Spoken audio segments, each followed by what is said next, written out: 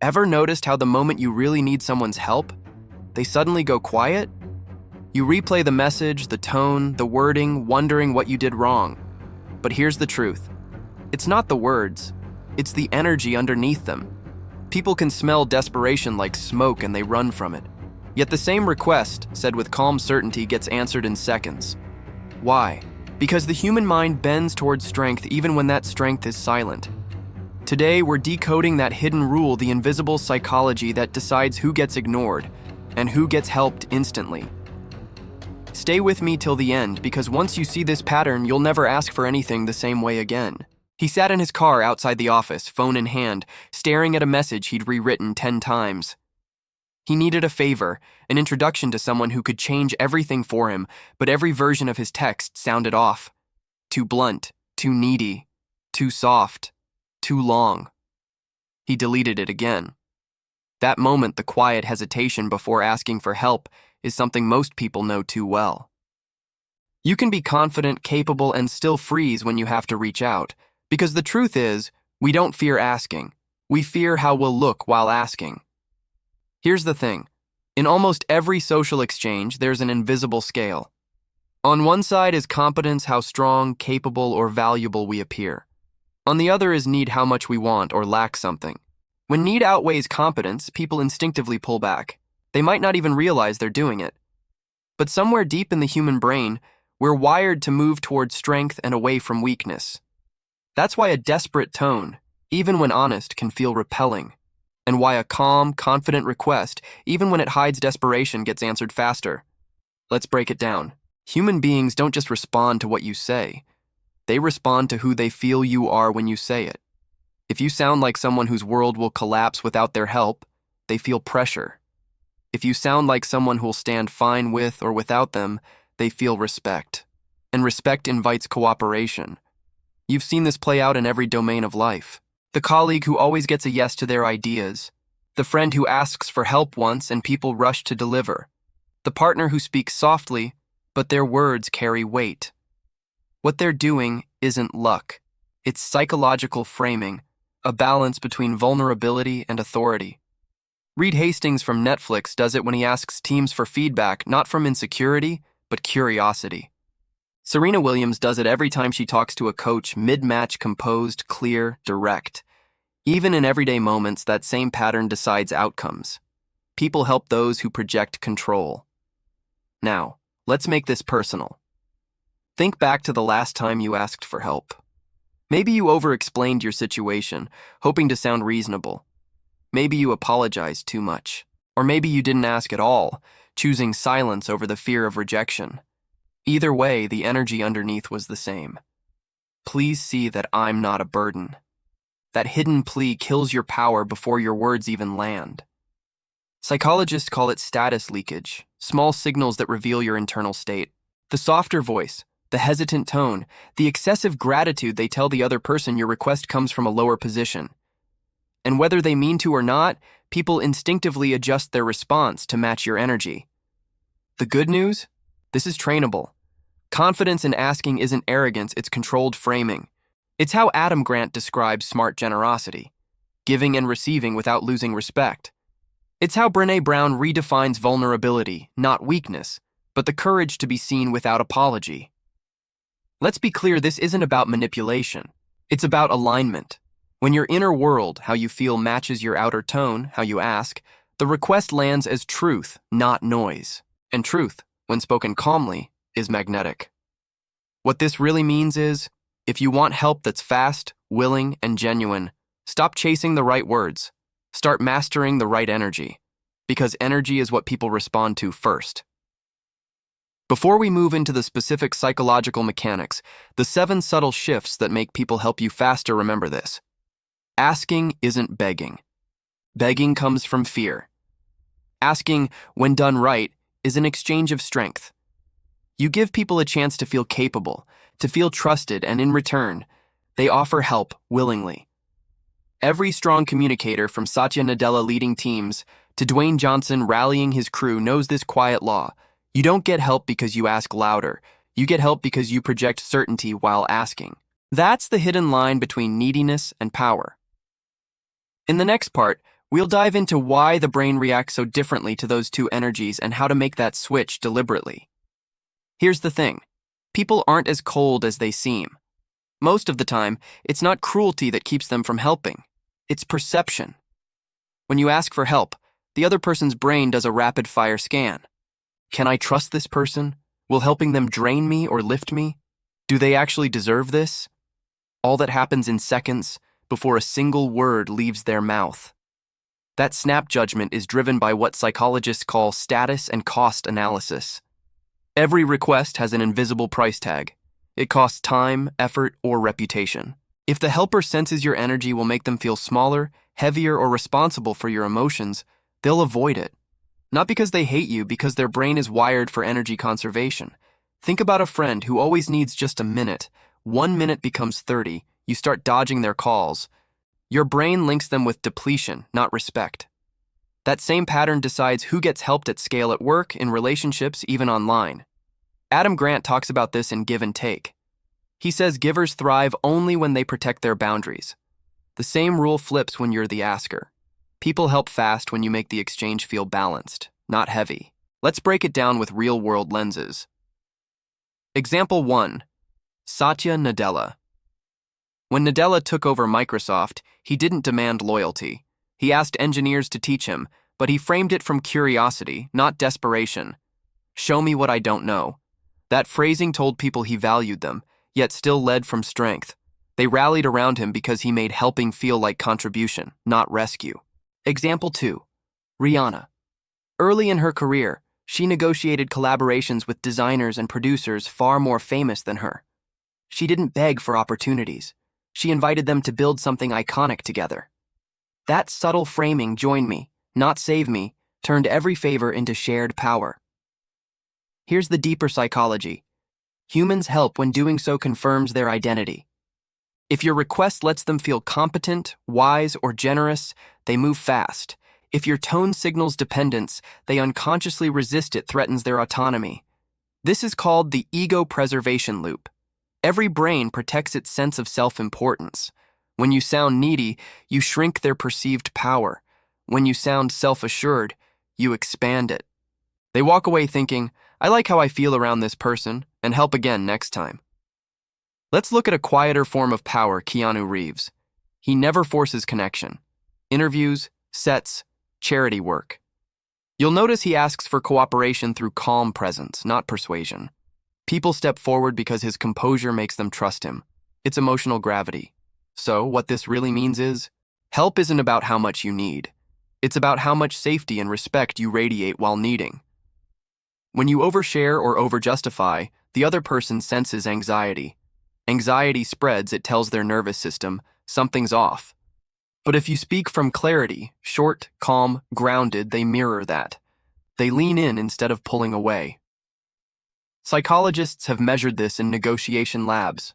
Requests delivered in measured tone get better outcomes than the same words said with tension. Because confidence communicates certainty of outcome, people follow certainty. Here's the trap. We think honesty means unloading every reason we need help. In reality, over-explaining screams uncertainty. Powerful people use context, not confession. They give just enough background to create alignment, then move to action. Watch Dwayne Johnson in interviews when he mentions setbacks. He never dramatizes. He nods, smiles, pivots. We figured it out. That brevity signals strength under pressure, and everyone wants to back that energy. So if you've ever wondered why your well-meant requests fall flat, this is the hidden reason. You're transmitting emotional cost, not clarity. The brain reads tone faster than logic. A calm, steady voice says, "You can trust me with your energy." A rushed or apologetic one says, "You'll have to manage mine." One invites help, the other warns against it. In the next part, we'll unpack 7 precise psychological switches that turn your ask from heavy to magnetic, how to project certainty, trigger reciprocity, and make people want to help before they even realize why. Because asking isn't weakness. Done right, it's quiet dominance. Secret 1. Signal competence. Before you ask people, decide whether to help you before they hear your full request. So lead with proof of momentum. Start with what you've already tried or learned. Ivy tested 3 options and need an outside view. It frames you as capable, not helpless. Satya Nadella often opens one-on-ones by stating progress first, then requesting insight. The brain reads it as partnership, not dependency. Secret 2. Ask for perspective, not assistance. The word help subconsciously lowers your status. Swap it for insight, feedback, or your take on this. Brené Brown calls this vulnerability with boundaries. You stay open, but you don't hand over your dignity. When you ask for perspective, you invite someone to contribute expertise, not fix a problem. Secret 3. Use the reciprocity bias on purpose. Humans are wired to return favors. Before asking, offer small value, share an article, connect 2 people, give a quick win. Adam Grant's research shows that even micro-giving builds invisible credit. When you later ask, their brain files it under balance, not burden. You've created emotional symmetry. Secret 4. Let them be the hero. Here's the thing: people love to feel useful. If you phrase your request as an opportunity for them to shine, they'll lean in. Rihanna's collaborations work like this. She spotlights her partners publicly. Every ask feels like an invitation to legacy, not labor. Say it like, your experience could really sharpen this idea. Flattery? No. Recognition of value. Secret 5. Control the follow-up energy. Most people leak neediness after the ask, checking in too soon, overthinking, repeating anxiety. That turns cooperation into emotional babysitting. Instead, mirror professional calm, short acknowledgement, then space.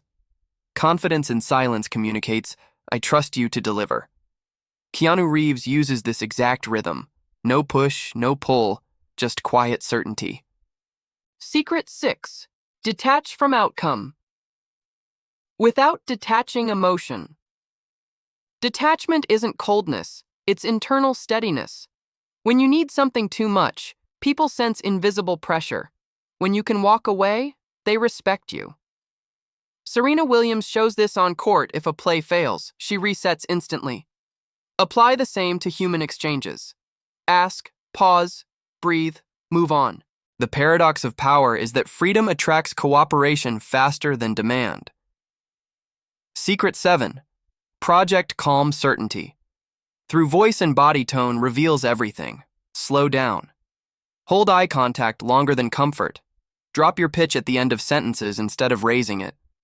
The mind associates downward tone with authority. Jordan Peterson, whether you agree with him or not, uses deliberate cadence. Each pause implies weight.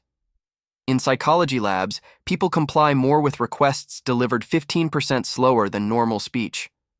That's presence, not pressure. These 7 aren't tricks, they're alignment tools. They rebuild the invisible equation that decides whether others see you as a burden or a catalyst. Here's the deeper layer beneath all of them. When your request carries clarity, reciprocity, and respect, it meets the primal needs of the human ego to feel competent, autonomous, and valued. That's why people help quickly when you ask from composure. You make them feel safe while making yourself appear strong. Think about Reed Hastings. When he asked teams to rebuild Netflix's culture memo, he didn't command it. He said, let's write down what already works. The sentence assumed capability. It transferred authority outward. That's the art of asking from strength. What this really means is your words matter far less than your state. You can borrow these 7 tactics, but if the emotion underneath still whispers insecurity, people will hear that. So before you ask, pause. Anchor yourself. Remember, you're not begging for energy. You're inviting alignment.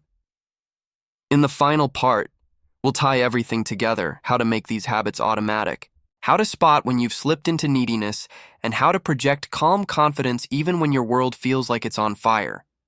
Because asking for help doesn't lower your worth. Done right, it reveals it. Here's the thing: the way you ask for help reveals how you see yourself. That's the real mirror most people avoid looking into. If you secretly believe you're unworthy, you'll ask like someone begging to be tolerated. If you know you bring value, you'll ask like someone inviting collaboration. Same words, different energy, and people always feel the difference. That's why 2 people can walk into the same room, say the same sentence, and get opposite results. It's not luck, It's subconscious signaling. When Reed Hastings invites feedback, people rush to respond because his tone says, "I trust your insight." When Brené Brown talks about vulnerability, it lands because she owns it, not hides it. When The Rock shares struggles online, people engage because he sounds grounded, not fragile. They all share one thing, a sense of inner permission to need others without collapsing in self-worth. That's what real confidence looks like. It doesn't erase need, it dignifies it. Let's zoom out for a second. Every human relationship operates on subtle emotional contracts. You respect those who balance openness with control. You pull back from those who hand you their emotional weight. It's not cruelty, it's biology. We move toward stability. So if you want people to help you faster, stop trying to hide your need. Transform how you carry it. Need becomes weakness only when it's wrapped in shame. When it's wrapped in calm honesty, it becomes power. That's the paradox. We're told not to show vulnerability, but the truth is vulnerability isn't what makes you look weak. Anxiety about it does. Think about the last time someone asked you for help calmly and clearly. They probably made you feel good, trusted, respected. Now think about someone who begged, overshared, or guilted you into helping. You felt cornered. Your nervous system said no before your mouth did. That's exactly how others feel when you ask from neediness instead of strength. It's not that they don't want to help. It's that your tone makes them feel trapped. The fix isn't to become emotionless. It's to become emotionally centered. When you ask, come from the mindset, I have something valuable in motion, and your input could elevate it. It's not manipulation, it's accurate framing. You're reminding both of you that help is a collaboration between equals, not a rescue mission. Marcus Aurelius once wrote, "When you have done good, remember another has done you good." That's the exchange of respect, the circular nature of human energy. Give help cleanly, receive it cleanly. No shame, no superiority. If you practice the 7 psychological shifts long enough, something subtle happens. Your world starts mirroring that steadiness back to you. People answer texts faster. They offer more without you having to ask. They respect your time. And you start to notice you're surrounded not by pity, but by partnership. Because energy attracts likeness. Composed people draw composed allies. Chaotic energy only calls other chaos. And if you're thinking, I've spent years asking wrong, that's okay. Most people do. We're conditioned to equate humility with self-erasure. We think shrinking makes us likable. It doesn't. It just makes us invisible. You can be humble and still carry authority. You can be open and still command respect. In fact, that balance, humility, and presence is what people trust most. So next time you need something, pause. Check your energy. Are you asking because you're scared to fall or because you're ready to build? One repels. The other inspires. And here's the deeper truth. When you start asking from power, you also start giving from power. You stop helping out of guilt and start helping out of clarity. You respect boundaries. You attract better connections. That's when reciprocity becomes your natural state. This isn't just social strategy, it's emotional evolution. Because a strong mind doesn't beg for help. It invites alignment, and everyone moves faster when strength, not fear, leads the way. So here's the real question. What is one comfortable thing you know you've outgrown but still haven't to let go of? Drop it in the comments. Just write, "I'm stepping out." Let's see how many of us are done living small. Remember that message you hesitated to send? The one you kept rewriting because you didn't want to sound desperate? You didn't fail because you asked. You failed because you forgot who you were when you asked. You don't get help by proving your need. You get it by reminding people of your strength. Confidence doesn't shout, it radiates. And when it does, people move. Doors open. Support appears. Not because you begged for it, but because your energy made them want to be part of it. So the next time you need something, don't lower your tone. Don't shrink your worth. Just speak like someone who already knows they'll find a way with or without permission. Because that's what real power sounds like. If this shifted something in you, stay. We're decoding the hidden psychology of power, control, and emotional intelligence every week. And if you're ready to start asking and living from strength, subscribe. You'll fit right in.